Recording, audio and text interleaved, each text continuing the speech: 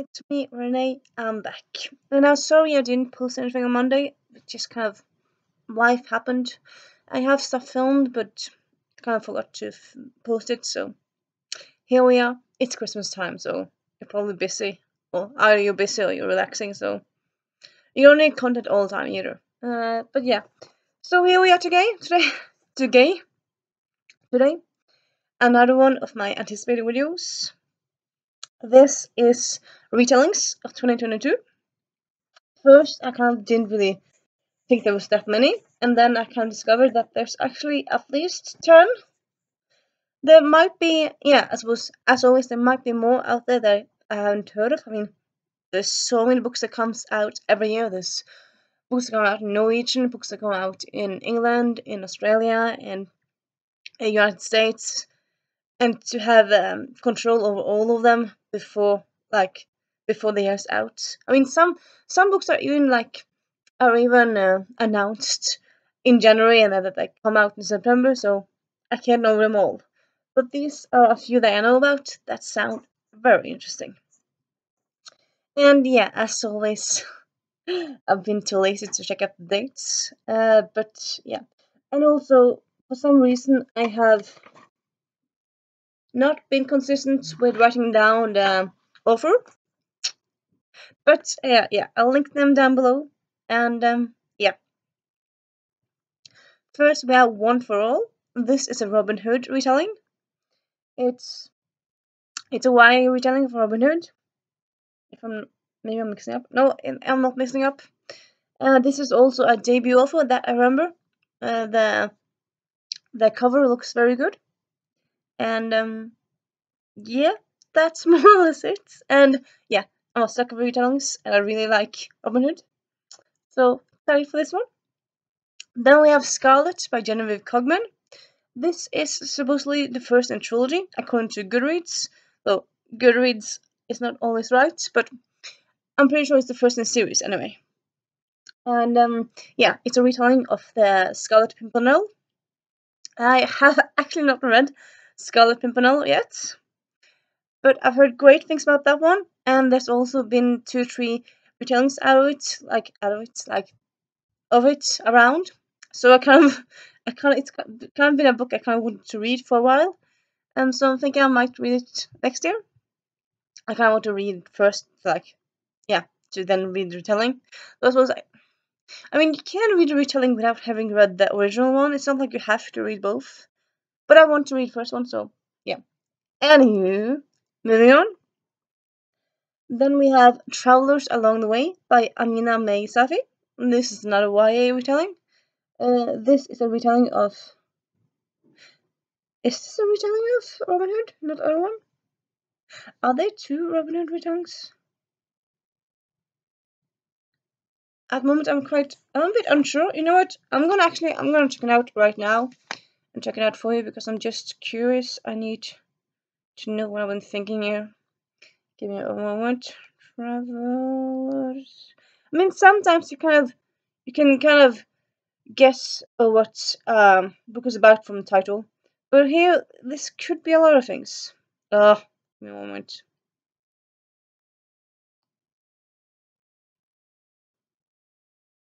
There. Yeah, it's a Robin Hood remix. But what's the difference again between a remix and retelling? I think a remix is more like they changed the characters and stuff. But One for All. Maybe One for All is for Musketeers? Let me check.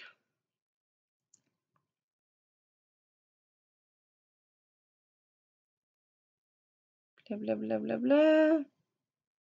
Blah blah blah blah blah. Yeah, blah blah blah blah blah. Blah blah blah.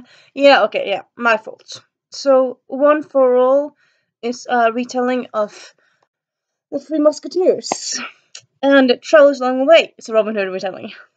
They both sound cool, so they're both on the radar. So yeah. Then we have Accomplished by. I've forgotten to write that off here again. Sorry. It's a Pride and Prejudice retelling. With Darcy.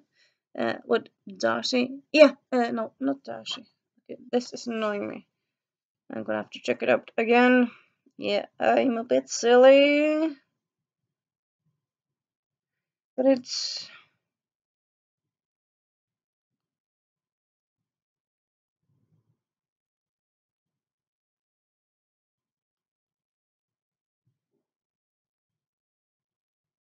Give me a moment. Okay.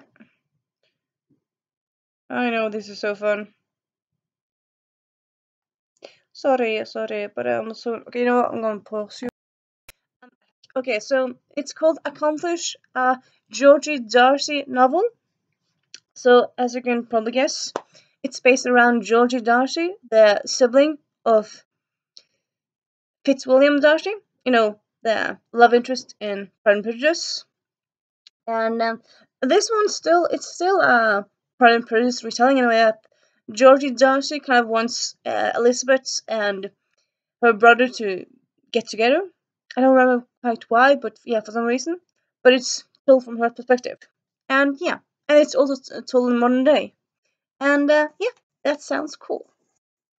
And then we have Kayeki by Vaishnavi Pavtel. I probably butchered that, but yeah. That's a retelling of Indian myth. Might be wrong there. I'm pretty sure it's an Indian myth. It's a YA, sorry, YA. It's an adult retelling, and yeah. Again, I suppose I haven't really read that much Indian myths, so I suppose this one would go into blind. But it kind of still intrigues me, and it's also like I said earlier, you don't really need to read the original to get retellings. So I suppose I might read the original first. I don't know, but yeah. Then we have The Bone Spindle by Leslie Wedler. So this is I'm not quite sure if this is a spin-off as alone or not.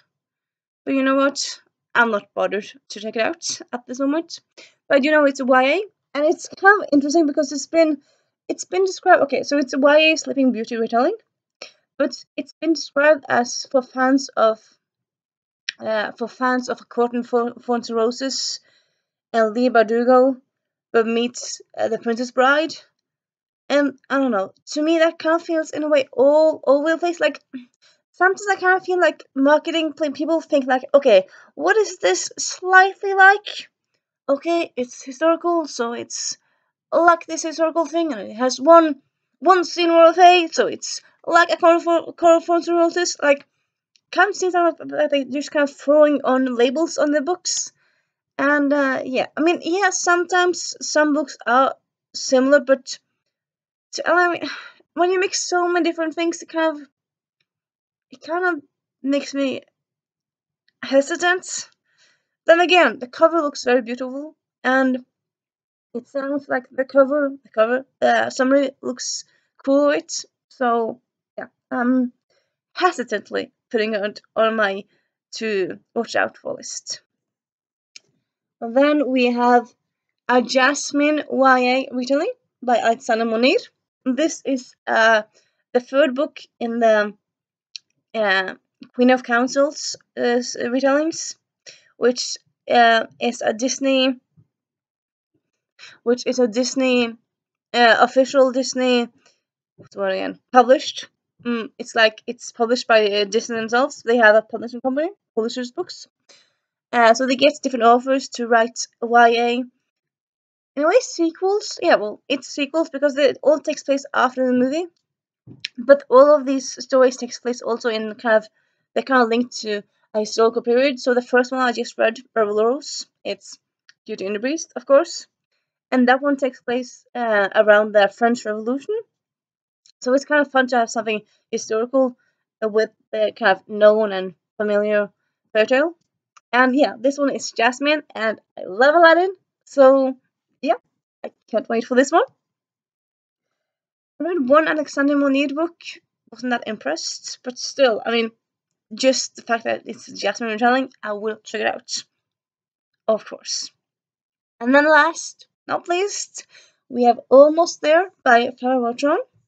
So this is another, it's edition in the Twisted Tales, which is another series of retellings, fairy tale retellings. I'm pretty sure also this is also Disney official. I'm not quite sure, but I think it is. And as you can probably might guess from the title, Almost There is based around the Princess and the Frog, and often these twisted tales takes like they kind of use like what if the villain was nice, or what if the villain never did this but did this and stuff like that. I don't really think we had that much knowledge about this book as so far. But according to Goodreads, it's out next year, so I think it's probably out next fall. I've seen Forever Tron on her Facebook page talk about how she writes it, but I'm not quite sure if it's finished yet.